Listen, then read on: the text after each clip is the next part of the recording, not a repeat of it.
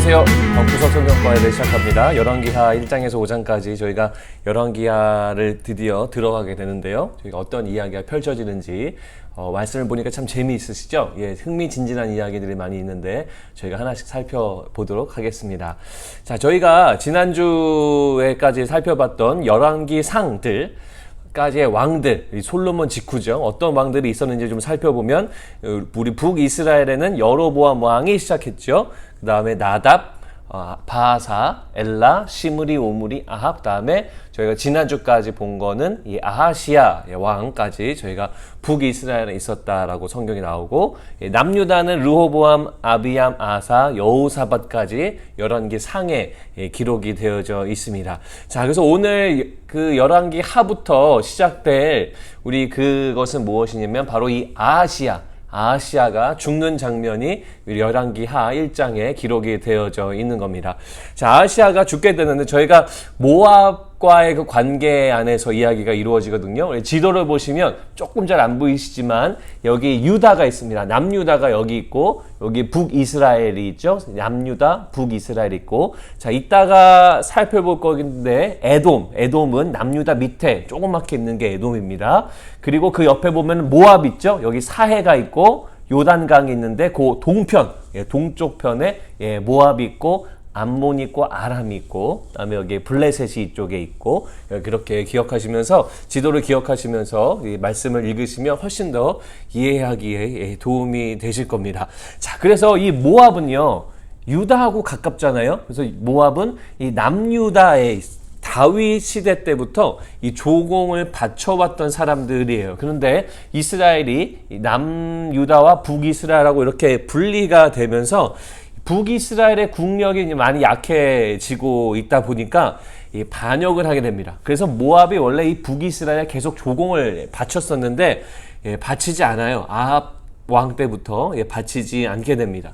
그리고 모압에 비문이 있어요. 그 돌로 만들어진 비문이 있는데 거기에도 보면은 오므리의 아들 때부터 반역을 꾀했다라고 나옵니다. 오므리의 아들이면은 아합이거든요. 그래서 아하시아의 아빠인 아합이 통치할 때부터 모압이 반역을 하고 있는 겁니다. 아하시아가 어떻게 죽게 되냐면 아하시아가 부상을 당하게 돼요. 난간에 있다가 떨어지게 되고 다쳤는데 뭐 지금처럼 뭐 약이 발달되어 있는 것이 아니기 때문에 질병을 얻습니다. 그래가지고 이 아하시아가 본인이 죽게 생겼으니까 어떻게 하냐면 바알세불이라는 신에게 빨리 가서 물어봐라 라고 이야기합니다. 자, 바알은 여러분 많이 들어보셨죠? 바알은 신의 이름이죠. 농사의 왕이라고 불리는 바알이었고, 세불은요 히브리어로 보면은 그 파리라는 뜻입니다. 그래서 이 바알세불은 파리의 신, 파리의 왕, 우리 이렇게 생각을 할 수가 있어요.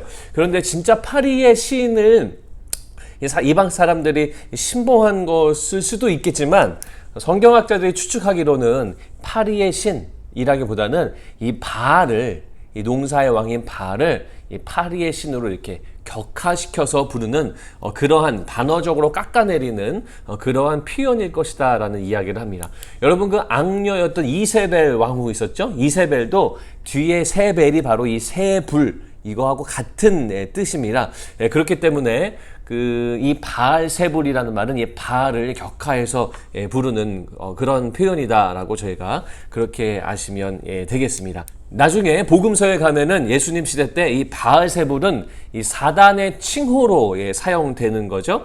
그래서 이 사단의 어떠한 그런 하나님의 능력보다도 훨씬 더 비천한 그런 존재, 이런 것을 강조하고 있는 것이 이 바알세불이라는 이름입니다. 그래서 이 아하시아가 이 하찮은 존재의 신인 바알세불한테 가가지고 어떻게 하면 나을 수 있겠습니까? 어떻게 하면 내가 살 수 있겠습니까? 라고 물어보는 거죠. 치료를 물어보는 거죠. 아하시아는 이 바알세불이 본인의 병을 치료할 수 있을 거라고 믿었기 때문에 이 바알세불에게 간 겁니다. 그래서 그 다음에 엘리야가 나타났는데 하나님이 엘리야를 부르셔가지고 말씀하십니다. 무슨 말씀하시냐면 네가 올라간 침상에서 내려오지 못할지라, 네가 반드시 죽을지라 라는 예언의 말씀을 주십니다. 누가요? 아하시아가 죽을 것임을 예언해 주는 거죠. 그래서 이스라엘의 그의 말을 물을 만한 하나님이 안 계심이냐? 뭐 이런 말을 합니다. 이게 무슨 말이에요?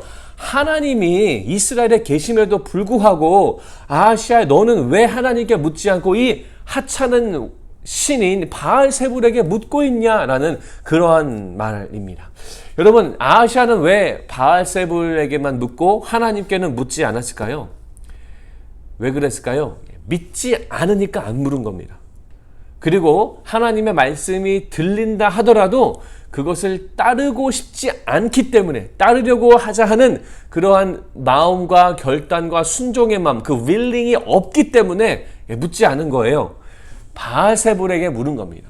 이것은 하나님 보시기에 불신앙이고 주님이 보시기에 가장 타락한 모습이 바로 이 아하시아의 모습이다라는 겁니다.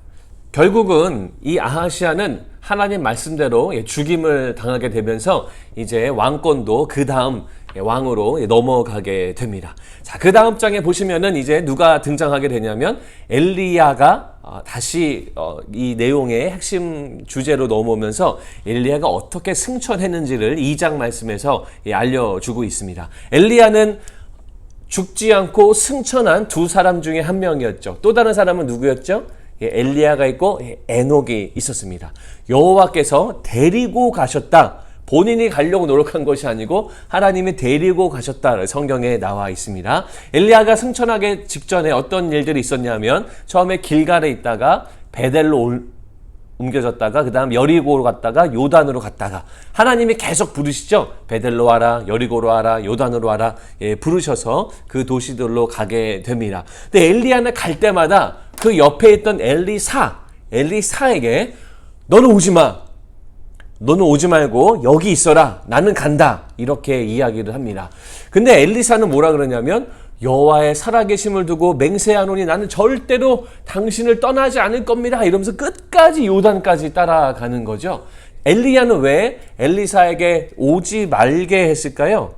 다른 이유 성경에 나와 있지 않아서 저희가 정확하게는 알 수 없지만 성경학자들이 분석하기에는 너무나 큰 일, 본인이 승천해서 하나님 나라로 가는 너무나 큰 일을 그 사람이 엘리사가 보게 될 것이고 또 본인 스스로가 선지자로서 막 주목받는 그런 것을 싫어했기 때문에 어떤 겸손의 마음으로 오지 말아라. 나와 하나님과의 관계다라고 하면서 못 오게 하지 않았을까 성경학자들이 추측을 합니다. 아무튼 엘리사는 끝까지 내가 당신을 따라갑니다 라고 하면서 끝까지 엘리야의 승천 과정까지 다 목격을 하게 되는 거죠.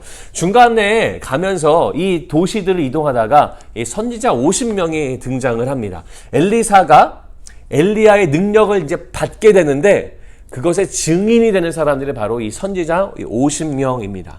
이것을 경험하게 되는 거죠.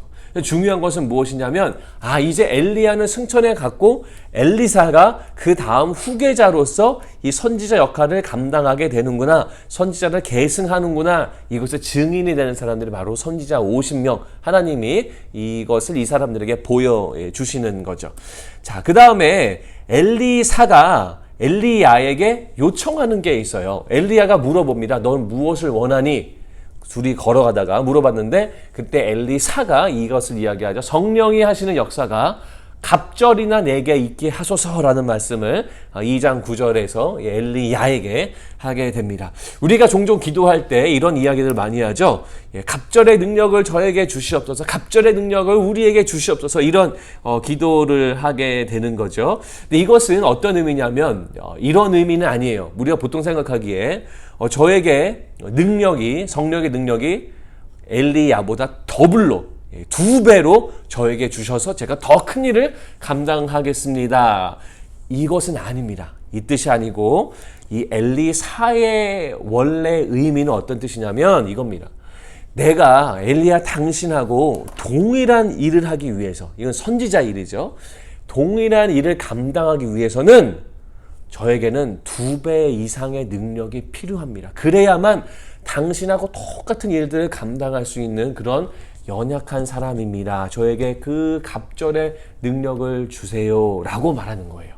본인의 철저한 겸손을 이야기하는 겁니다. 하나님이 엘리야를 통해서 자기 엘리사에게 능력을 2배 이상의 능력을 주지 않으면 자기는 그 선배인 엘리야 같은 그런 놀라운 기적의 역사들을 감당할 수 없는 그런 존재입니다라는 이런 겸손한 고백이 바로 이 엘리사의 고백이다라는 겁니다. 그래서 이 갑절이나 내게 도와줘서 이것은 제가 더 큰 일을 하겠습니다라기보다는 겸손한 어떤 고백으로 보시면 되겠습니다. 결국 엘리야가 승천할 때 불수레와 불말들이 엘리야와 엘리사를 갈라놓고 엘리야는 하늘로 회오리 바람과 함께 올라가는 겁니다.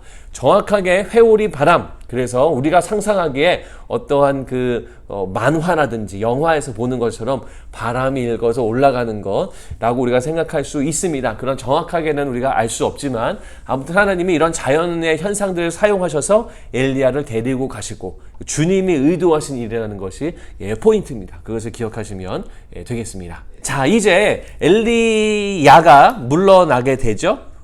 천국으로 가게 되고 이제는 엘리사가 나타나서 엘리사의 시대가 시작이 되고 있는 겁니다. 엘리사는 여러 가지 기적들을 행했고 또 성경이 그것을 기억하고 있는데, 자, 중간에 어떤 일이 있었냐면 토산이 익지 못하는 그러한 아픔을 듣게 됩니다. 자, 여기서 이 토산이라는 것은 무슨 말이냐면요, 실제로 그 땅에 있는 여러 가지 열매를 맺지 못하는 것, 이것을 의미하기도 하지만 숨은 뜻은 이 토산이 익지 못한다는 그 당시에 그 지역에 여성들이 불임 그리고 유산 이런 것들이 많이 있었다는 것을 표현하는 것이 바로 이 표현입니다. 그래서 나중에 21절에 가면은 엘리사가 이런 말을 해요. 죽음이나 열매 맺지 못함이 없을 것이다. 이 도시에는 죽음이나 열매 맺지 못함이 없을 것이다. 그게 바로 유산과 불임에 대한 이 엘리사의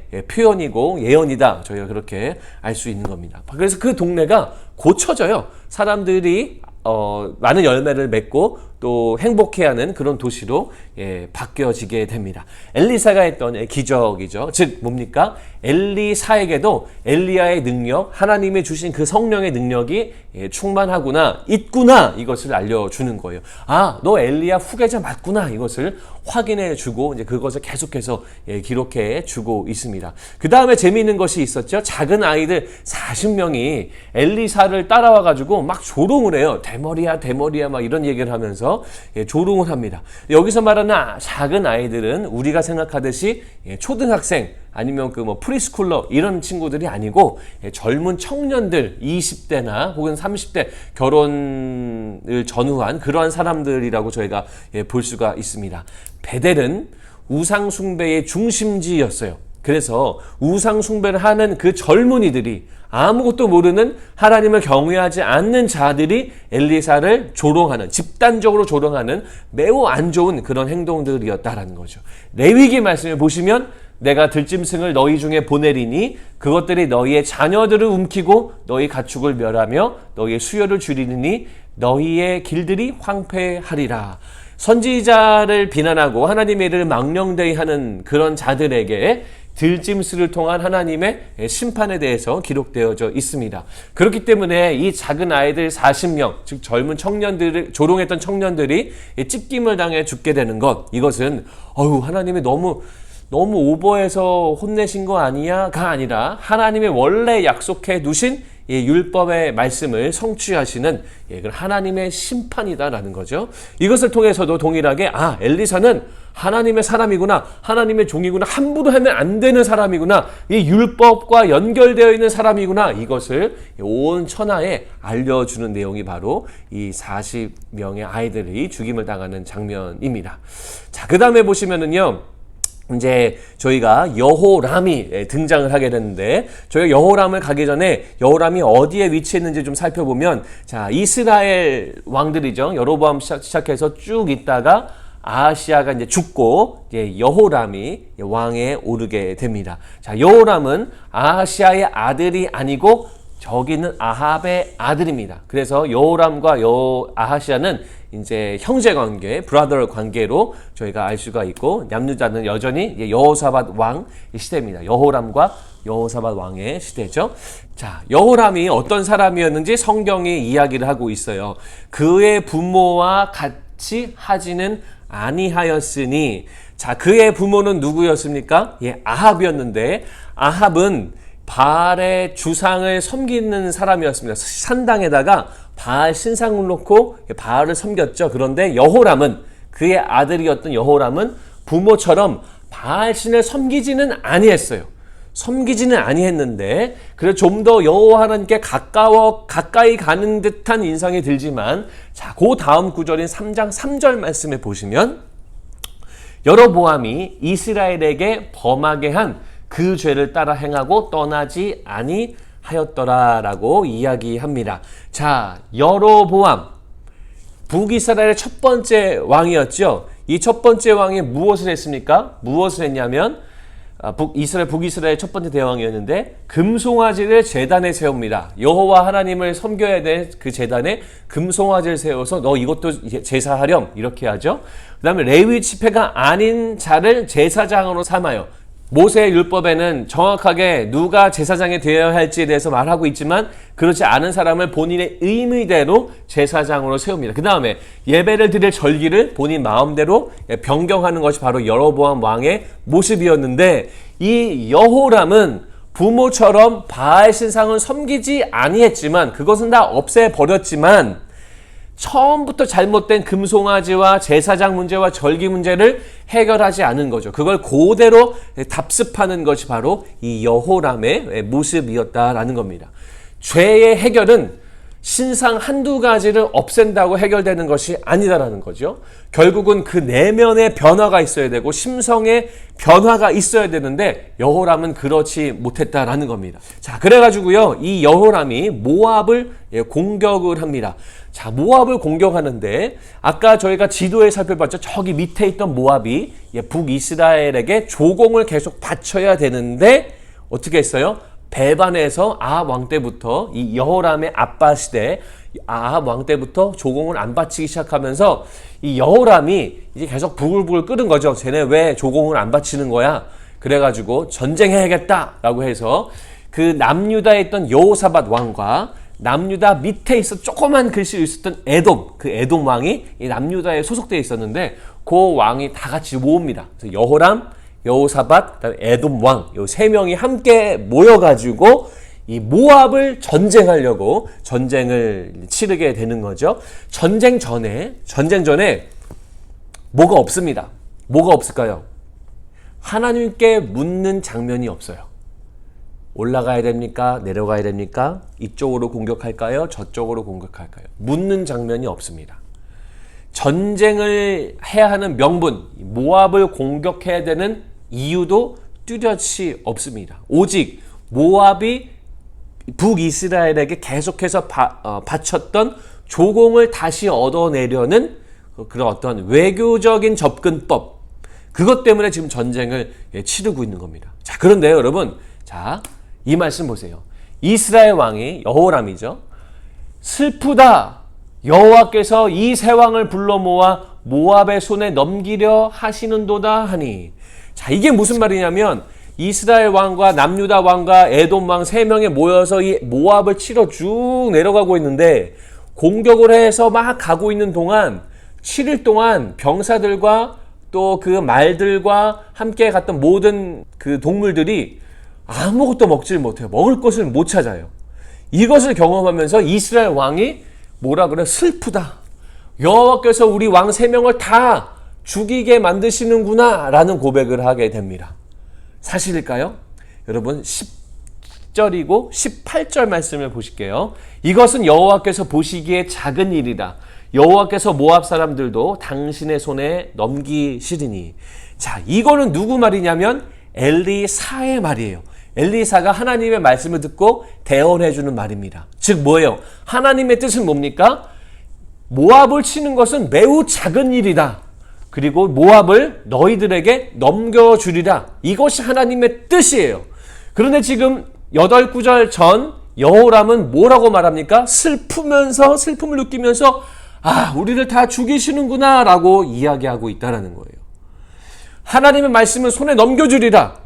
그런데 물었던 과정이 없으니, 하나님의 뜻을 구했던 과정이 없으니 여호람은 슬프고 난 죽게 생겼구나 라는 거죠. 하나님이 하라고 하는 전쟁은 항상 승리했습니다. 그런데 주님께 묻지 않고 구하지 않으니까 슬프고 불안하고 하나님에 대해서 오해하고 있는 것이 바로 여호람입니다. 신앙적으로 하나님을 온전히 신뢰하지 못하는 그런 상태라는 거예요. 엘리사를 통해 하나님 말씀을 들었습니다. 그래서 우리가 승리할 수 있구나, 이것을 가지고 모압을 치게 되는 거죠. 지금은 어떤 선지자에게 가서 들어야 할까요? 어떤 선지자가 있을까요? 바로 예수 그리스도. 예수님이 우리 가운데 선지자이자 제사장이자 왕으로 오셨습니다. 이 당시에는 엘리사와 엘리야를 통해서 말씀하셨고, 지금은 이제 예수 그리스도를 통해서 우리 가운데 말씀하신다라는 겁니다. 여호람은 하나님을 100% 순종하지 아니하고 본인의 생각대로 하나님을 오해하는 그러한 큰 중죄를 저지르게 됩니다. 엘리사가 어떠한 기적들을 하게 했는지를 성경이 계속해서 이야기해 주고 있습니다. 하나님을 찾고 구하는 자들에게 은혜를 주시는 분이 바로 하나님, 엘리사를 통해서 은혜 주신다, 이것을 알려주시는 겁니다. 자, 그러면 저희가 좀 살펴볼게요. 과부의 기름 그릇, 이게 뭐였죠? 과부가 있는데 남편이 선지자 수업을 받고 있는 학생이었어요. 지금으로 말하면 신학생이었던 거죠. 근데 죽습니다. 죽는데 빚이 있어서 죽었어요. 근데 그때 당시에는 친척이 있으면 그 빚을 대신 갚아주고 그것을 회복시켜줄 수 있었지만 그런 부유한 친척도 없고 사람이 없었던 거죠. 그래서 갖고 있던 재산이 아무것도 없고 오직 기름 한 병만 들고 있었던 겁니다. 아주 급빈 생활을 하고 있었던 거예요. 그래서 엘리사에게 찾아가서 요청합니다. 더 이상 먹을 게 없고 이제 죽게 생겼습니다. 어떻게 하면 좋겠나요? 라고 이야기합니다. 그래서 엘리사가 그릇을 빌리게요. 한 병 있던 그 기름을 그릇들 위에 다 붓는데 그릇들이 다 채워집니다. 본인이 먹을 것은 먹고 남는 것은 시장에 가서 팔아가지고 평생을 살아라 라고 이야기를 했습니다. 그 당시에는요, 기름이라는 것은 먹을 것, 식용으로 쓰였고요, 조명용, 캔들 같은 거를 켜는 데도 썼고, 화장용, 그다음에 약을 쓰는 데도 있었고, 접대용, 사람들이 오면 기름을 바르기도 하고, 이러한 기름의 용도가 굉장히 많이 있었습니다. 즉 삶의 가장 기본적인 필요가 바로 기름이었다라는 거예요. 하나님은 어떤 분이십니까? 엘리사를 통해서 삶의 가장 중요한 필요를 채우시는 분, 이것을 알려주는 거예요. 이게 바로 과부의 기름 그릇의 바로 이야기입니다. 누굴 통해서요? 엘리사, 하나님의 세우신 선지자를 통해서 그것을 이루시는 분이 바로 우리 하나님이다라는 거예요. 자, 그 다음 내용, 수넴 여인이 나오잖아요. 수넴 여인은 지붕에 있는 방이 있었습니다. 그게 뭐냐면 그 집 안에 한 2층 정도 되는 다락방 같은 공간, 그래서 나그네들이 왔다가 잘 수 있는 그런 공간이 있었는데, 엘리사가 왔다 갔다 하다 거기서 많이 밥을 얻어 먹었고, 또 눈을 좀 붙여야 되거나 하룻밤을 묵어야 되면 그 집에 있는 다락방 같은 공간에서 거기에서 묵었다라는 거죠. 이것은 뭘 말하나요? 이 과부와는 정반대로 부유한 사람인 것을 알려주고 있습니다. 부유했는데 뭐가 부족했어요? 뭐가 없었냐면, 이 과부는 아들이 둘이 있었지만 이 수넴 여인은 부유했지만 아들이 아무도 없습니다. 자녀가 없는 거죠. 그래서 엘리사는 그것을 알고 축복해주고, 내년 이맘때에 너는 아들을 잉태하고 낳게 될 거다. 근데 수넴 여인은 그런 말씀하지 마세요. 남사스럽습니다. 뭐 이런 말하면서 믿지 않게 됐는데, 진짜로 1년 후에 귀한 아들을 갖게 되죠. 근데 그 아들이 갑자기 죽게 돼요. 죽게 돼가지고 이 수넴 여인이 열심히 이 사환을 시켜서 열심히 이 엘리사에게 가가지고 요청을 하게 됩니다. 요청을 해서 이 사환 게하시가 먼저 갔다가 나중에 엘리사가 가서 결국 아들을 살려내는 장면이 바로 이 수넴 여인의 이야기다라는 겁니다. 자, 엘리야도요, 사르밧 과부의 아이를 살렸고, 엘리사도 이 수넴 여인의 아이를 살렸습니다. 즉 여호와가 생명을 주관하시고 또 우리의 생명을 주장하시는구나, 이것을 알려주고, 고통 중에 있는 모든 사람들을 돌보시는 분이 바로 우리 하나님 여호와구나라는 것을 성경을 통해서, 이 기적의 내용들을 통해서 알려주는 겁니다. 그러니까요, 이걸 보면서 선지자의 말을 듣는 것이 얼마나 큰 복인가라는 것을 깨닫게 하는 것이 바로 이 내용들이라는 겁니다. 그 전에 왕들은 어땠으니 북이스라엘 왕들 선지자의 말 안 듣잖아요. 그래서 전쟁하다가 불안해하고 지고 죽고. 그런데 이 내용들을 통해서 우리가 뭘 할 수 있어요? 하나님의 말씀, 선지자의 말씀을 듣고 순종하면 어떻게 됩니까? 하나님의 축복과 케어하심과 주님의 약속들이 이루어지는 그 언약 백성의 삶을 살 수 있다. 이것을 알려주는 거예요. 그래서 이 엘리사의 기적들이 계속해서 기록이 되어 있습니다. 나아만 장군의 이야기가 나오죠. 나아만 장군은 아람 왕의 군대 장관, 즉 이방 사람이었어요. 이스라엘 백성이 아니라 딴 나라 사람이었습니다. 그런데 이 사람도 하나님이 엘리사를 통해서 치유해 주세요. 요단강에 7번 몸에 물을 담가서 씻어라. 처음에는 뭐 하는 거야? 이랬다가 마음을 바꿔가지고 7번 씻고 나니까 그 나병이 깨끗이 낫는 것이 바로 나아만이죠. 자, 여러분, 이방 사람들조차도 하나님께 나아가고 하나님께 엎드려서 기도하고 간구하면 주님이 도와주신다라는 것을 알려주고 있는 거예요. 과부, 가난한 자였고 생활 필수품에 대한 기도 제목이었나 주님이 들어주시죠. 이 수냄 여인, 자녀들의 생명 그리고 부유했던 아니든 상관없이 주님이 들어주시는 하나님. 자, 이방인이어도 이스라엘 백성이 아니어도 주님이 끝까지 케어하시고 또 주님 앞에 엎드리는 자, 주님을 신뢰하는 자, 주님께 묻는 자들에게는 은총을 베풀어 주신 하나님, 이것을 엘리사를 통해서 우리 가운데 알려주고 있는 겁니다. 자, 말씀을 보면은요, 누가복음 4장 27절 말씀에 또 선지자 엘리사 때에 이스라엘에 많은 나병 환자가 있었을 때 그중 한 사람도 깨끗함을 얻지 못하고 오직 수리아 사람 나아만 뿐이었느니라. 자, 이스라엘에 많은 나병 환자가 있었지만 엘리사에게 가서 요청하고 주님을 의지하지 않았기 때문에 낫지 못했고, 비록 수리아 사람, 이방 사람이지만 엘리사, 즉 여호와 하나님의 사람에게 가서 애스크하고 주님을 경외하고 주님을 두려워하고 의지하면 낫는 것, 이것이 바로 예수님이 누가복음에 가르쳐 주시는 내용이다라는 거죠. 사랑하는 성도 여러분, 이때 당시에는 선지자의 말, 선지자를 통해서 하나님 말씀을 듣고 순종하는 것이 너무 중요했다라는 거예요. 이것을 계속해서 열왕기 하는 알려주고 있는 겁니다. 그러면 여러분들이 지금 살고 있는 오늘날은 누구의 말을 잘 들어야 될까요? 바로 예수 그리스도의 말씀을 잘 듣는 것. 그것이 바로 이 구약 성경에 우리 가운데 던져주는 메시지다라는 거예요. 예수님의 말을 믿고 순종하는 것이 얼마나 중요한가. 그것이 이방인이든 이스라엘 사람이든 부유한 사람이든 가난한 사람이든 상관없이 예수의 말을 듣는 자들에게는 하나님의 축복과 보호하심이 임하게 된다. 이것이 바로 성경에 오늘 우리 가운데 주는 말씀입니다. 묵상을 함께 나누고 싶습니다. 이 말씀을 보시면 이에 나귀의 안장을 지우고 자기 사환에게 이르되 몰고 가라. 내가 말하지 아니하거든 나를 위하여 달려가기를 멈추지 말라 하고 드디어 갈멜산으로 가서 하나님의 사람에게로 나아가니라. 수냄 여인이 본인의 아들이 죽게 됐을 때 이 엘리사를 찾아가려고 갑니다. 먼저 남편이 뭐라 그랬냐면, 너 지금 유월절도 아니고 안식일도 아닌데 함부로 갔다는 안 된다. 거부 못 가게 하지만 이 수냄 여인은 아니다. 내가 무조건 가겠다. 그래서 이 사환에게도 내가 말하지 아니하거든 계속 가라. 내가 특별한 지시가 없으면 멈추지 말고 계속 가라 라고 하면서 이 엘리사를 찾아가는 겁니다. 사랑하는 성도 여러분, 저는 이 말씀을 보면서 이것이 바로 우리가 하나님을 찾는 그 태도가 되어야 되지 않을까라는 묵상을 합니다. 이게 뭘까요?